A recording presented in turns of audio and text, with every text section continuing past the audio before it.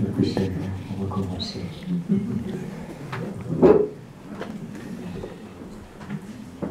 Chers amis de Clairlande, le cœur habité par tout ce que nous avons vécu cette semaine, le départ du frère Barnabé et du frère Dieudonné, dans l'espérance de la résurrection, et en communion avec tous les frères de Clairlande, nous nous réjouissons de votre présence, aujourd'hui, maintenant, en ce jour fixé pour célébrer les 50 ans de présence des moines à Otigny.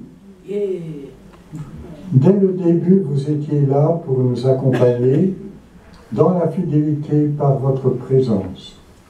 Vous étiez là pour la célébration dominicale, d'abord célébrée dans le living, pour ceux qui s'en souviennent, living du monastère, puis dans cette église construite plus tard.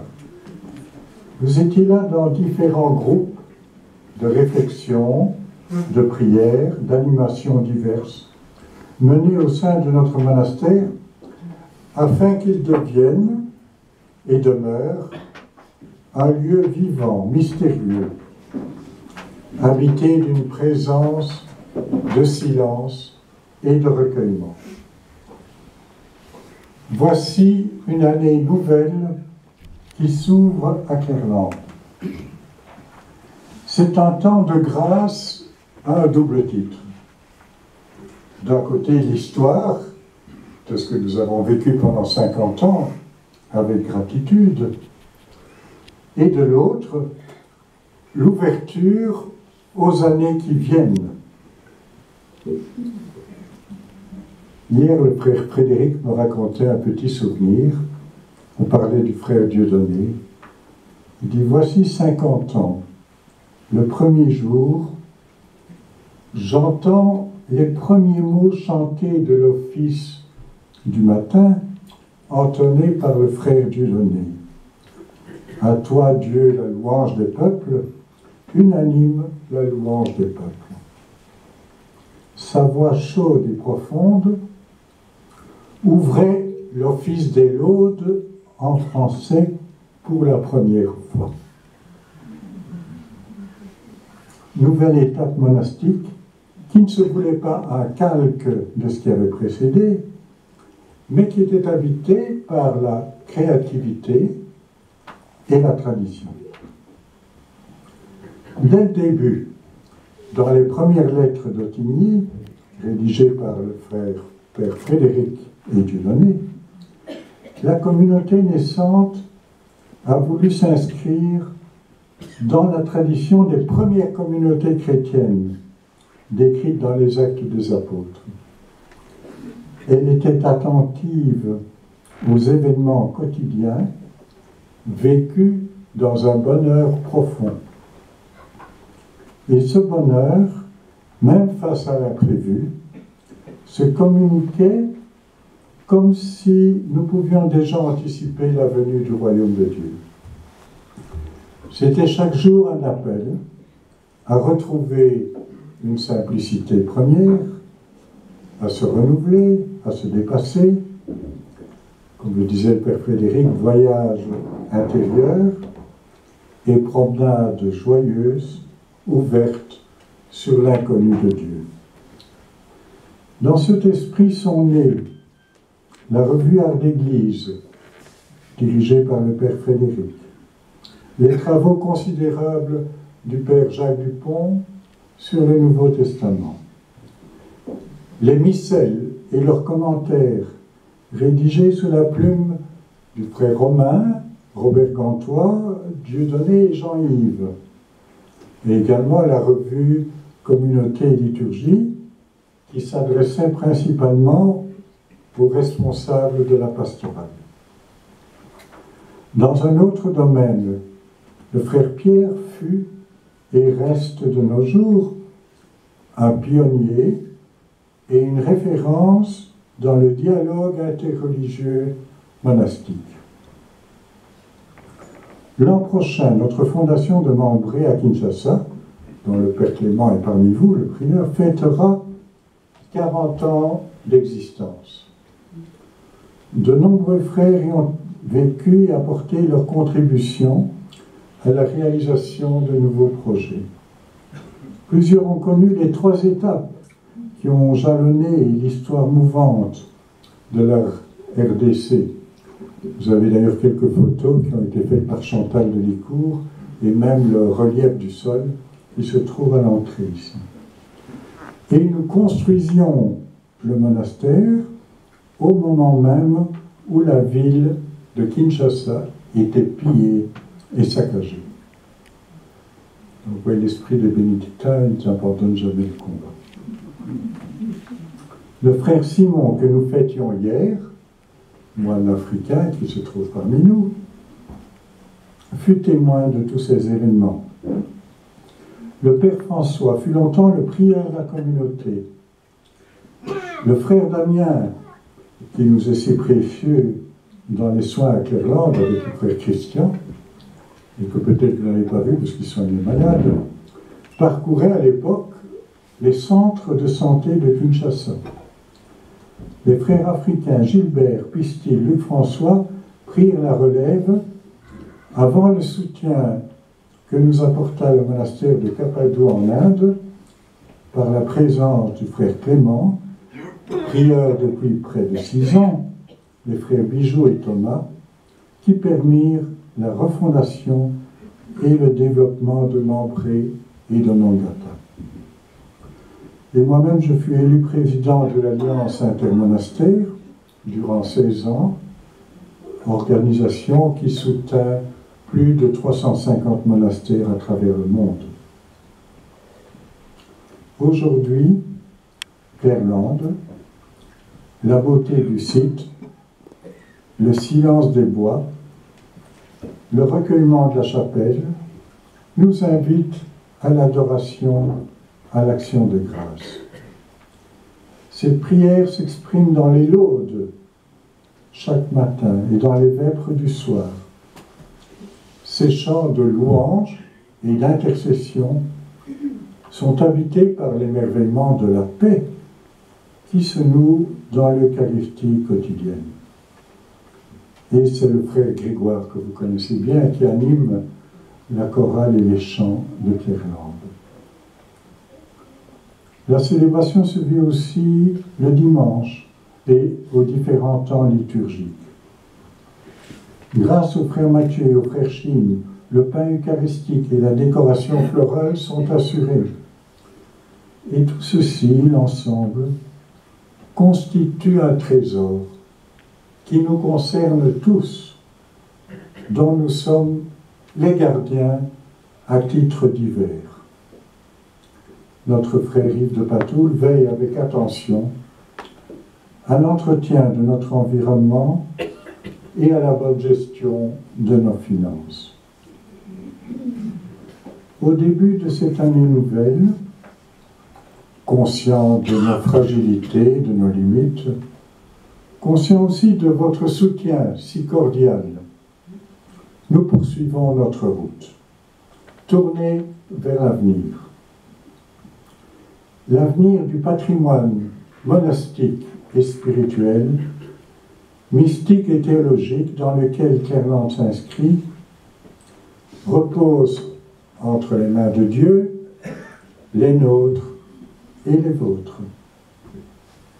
Chaque jour est neuf, et il nous est bon avec vous de faire face à ce qui nous est demandé, dans une volonté de nous ouvrir humblement à des perspectives nouvelles et, espérons-le, salvatrices. C'est le moment de rassembler nos forces, de fédérer nos bonnes volontés, tout en respectant la vie des moines et la grande diversité des hôtes qui nous fréquentent. Je vous propose de mettre cette année 2017-2018 sous le signe de la bénédiction. Comme l'exprime si bien saint Paul au début de son épître aux Éphésiens, « Béni soit Dieu le Père de notre Seigneur Jésus-Christ. Il nous a bénis de toute bénédiction spirituelle dans les cieux en Christ. Il nous a choisis en lui, avant la fondation du monde, pour que nous soyons saints et irréprochables sous son regard, dans l'amour. Saint Paul souligne que tout vient d'en haut, de notre Père des cieux, confiant à Dieu les signes qui nous sont donnés. Puissions-nous les accueillir chacun et chacune comme des bénédictions. Dans les perspectives qui sont les nôtres, je vous rappelle quelques pôles essentiels.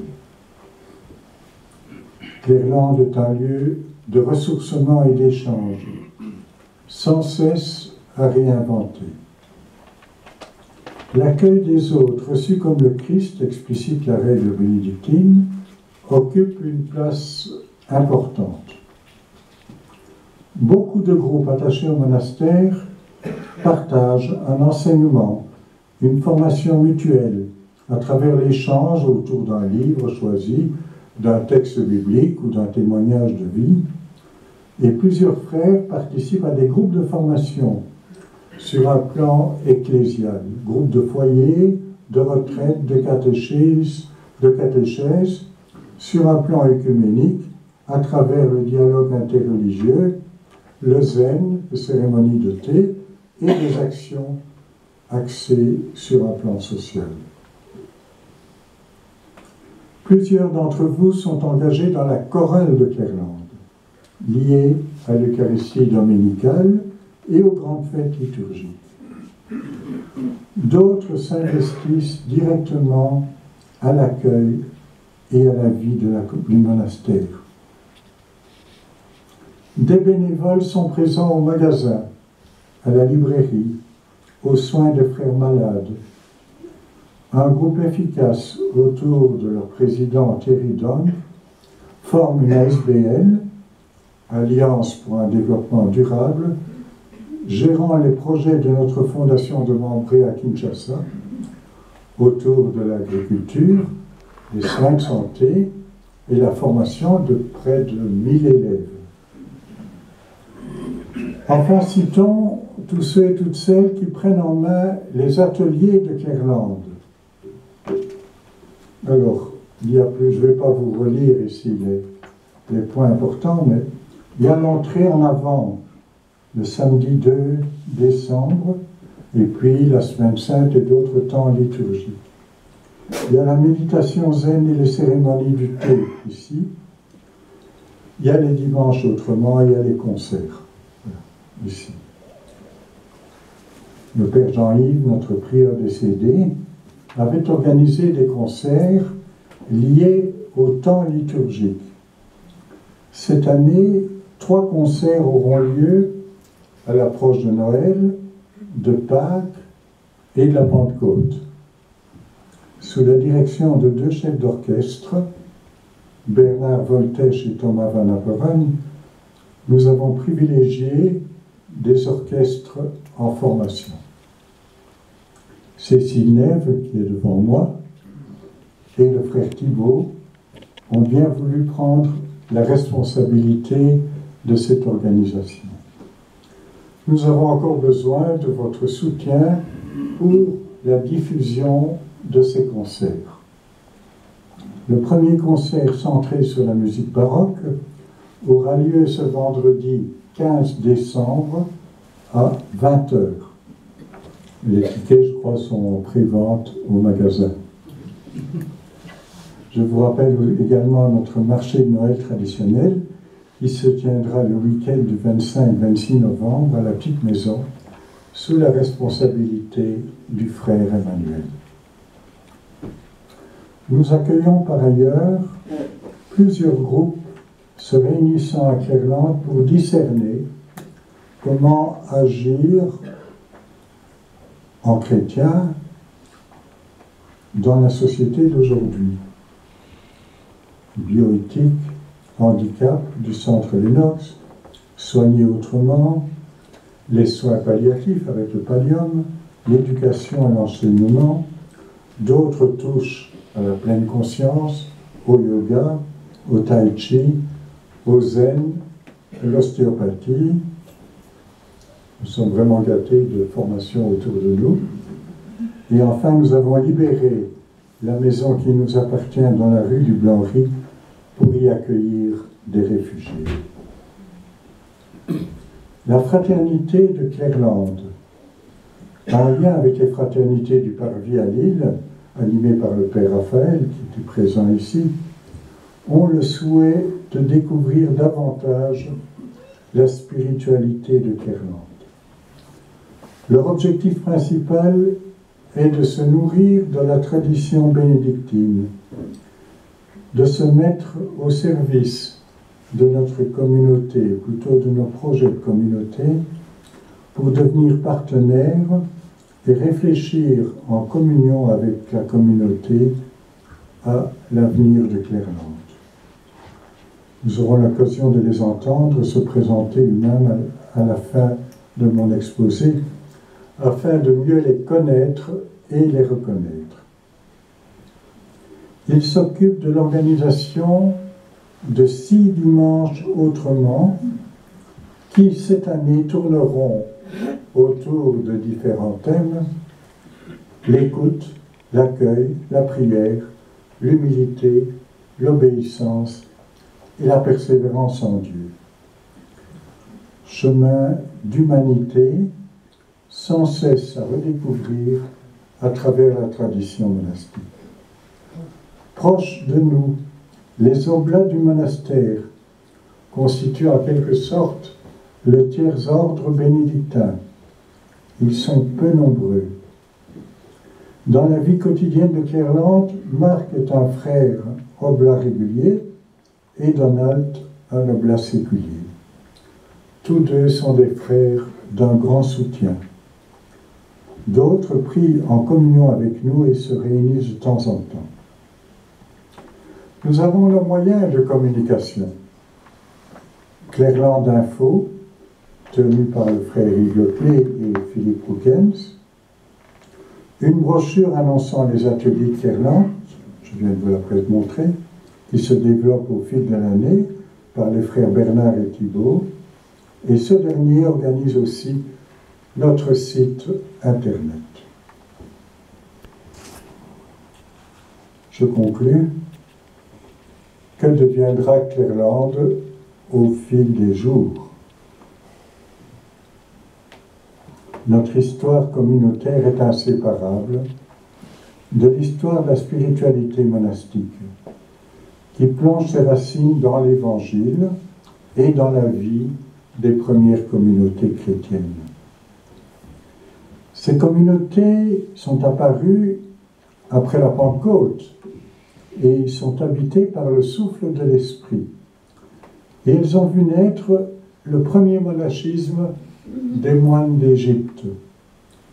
Leurs paroles de vie, les apophthegmes et des traditions qui se sont épanouies avec Saint Benoît.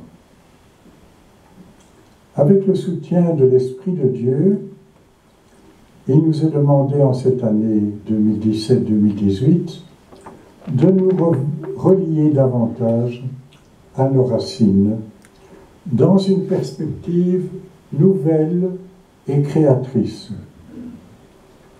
Il nous est bon de rester fixés au tronc qui est le nôtre et en même temps de rester ouverts à celles et ceux qui veulent se greffer ou se rapprocher de cet arbre que représente la tradition monastique. Aujourd'hui, ce sont nos frères et les fidèles de Clairlande qui font vivre ce lieu béni de Dieu. Prenons conscience de cette vitalité si fragile qui repose entre les mains de Dieu, les nôtres et les vôtres. En tant que prieur de la communauté, je fais appel à votre soutien et déjà vous remercie.